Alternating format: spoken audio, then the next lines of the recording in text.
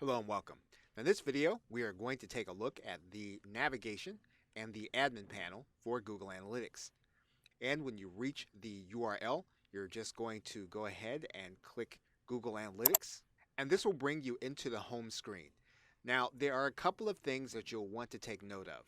First, the upper right-hand corner, you're going to see three dots. You're going to click those dots, and then you're going to click into user settings. This is where your account identification information is going to be, and account will start with a default date range of 7 days. If you want to look at something more than that, you can look at as much as a month at a glance, but typically you're going to look at 7 days or a week.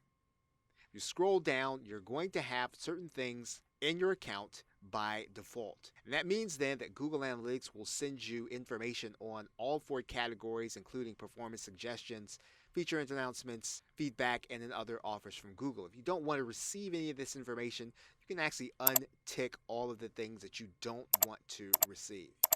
Now, email analytics will come direct to your mailbox, and you can get all website data for any website that you have set up for Google Analytics. You can have that set up by default in this area when you start your account.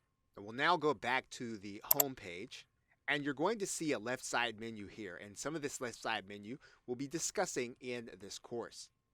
We're going to be discussing the reports menu, real-time audience acquisition behavior and conversions. All these are reporting mechanisms that will tell you certain information about your sites and your traffic.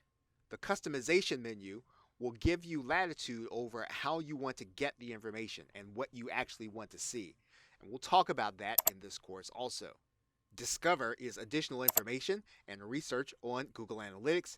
And the admin panel at the very bottom is where you'll be doing most of the work in setting up websites and other factors of your Google Analytics.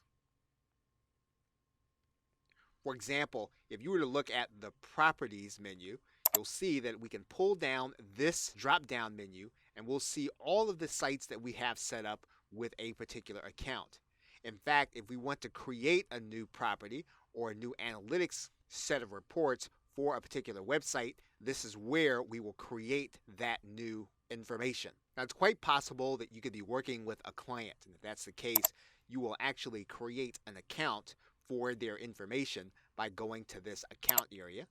And when you want to take a look at different kinds of views, you can actually do that from the view menu, and you can create that view.